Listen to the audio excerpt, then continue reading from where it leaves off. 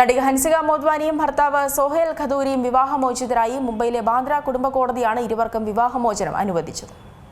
തെന്നിന്ത്യൻ സിനിമാ താരം ഹൻസിക മോദ്വാനിയും വ്യവസായിയായ ഭർത്താവ് സുഹേൽ ഖദൂരിയും വിവാഹമോചിതരായി.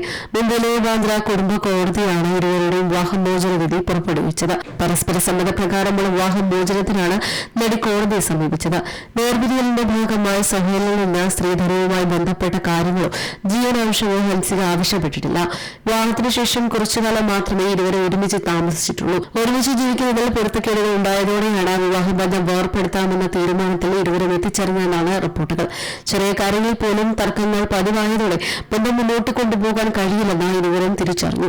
മാതാപിതാക്കളും സുഹൃത്തുക്കളും അനുരഞ്ജനത്തിന് ശ്രമിച്ചെങ്കിലും ഫലമുണ്ടായില്ല. തുടർന്നാണ് രമ്യമായി പിരിയാൻ ഹൻസികയും സുഹേലും തീരുമാനിക്കുന്നത്.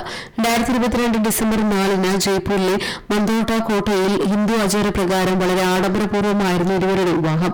2024 ജൂലൈ 2 മുതൽ വേർപിരിഞ്ഞാണ് താമസിക്കുന്നത്. ഹൻസികയുടെ വിവാഹം പ്രഖ്യാപിച്ചത് മുതൽ സോഷ്യൽ മീഡിയ വലിയ രീതിയിൽ ചർച്ചകൾ നടത്തിയിരുന്നു. ഹൻസികയുടെ ഏറ്റവും അടുത്ത സുഹൃത്തായിരുന്ന റിങ്കി ബജാജിന്റെ ഭർത്താവായിരുന്നു സുഹേൽ. റിങ്കിയുടെയും സുഹേലിന്റെയും വിവാഹത്തിന് ഹൻസിക പങ്കെടുക്കുന്നതിന്റെയും ആഘോഷങ്ങളിൽ നൃത്തം ചെയ്യുന്നതിന്റെയും വീഡിയോകൾ അന്ന് വ്യാപകമായി പ്രചരിച്ചിരുന്നു. സുഹൃത്തിന്റെ വിവാഹമോചനത്തിന് ശേഷമാണ് സുഹേലും ഹൻസികയും പ്രണയത്തിലായത്.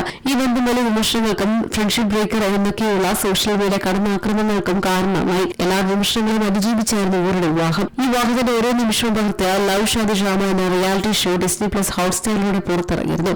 തന്റെ വിവാഹത്തെക്കുറിച്ചുള്ള വിമർശനങ്ങൾക്കും ആരോപണങ്ങൾക്കും ഹൻസിക ഷോയിലൂടെ മറുപടി നൽകുകയും ചെയ്തിരുന്നു. News desk Malayalam news. ഏറ്റവും പുതിയ വാർത്തകളും വിശേഷങ്ങളും വിരൽത്തുമ്പിലറിയാൻ സീ മലയാളം ന്യൂസ് എല്ലാ ഡിജിറ്റൽ പ്ലാറ്റ്ഫോമുകളിലും ലഭ്യം.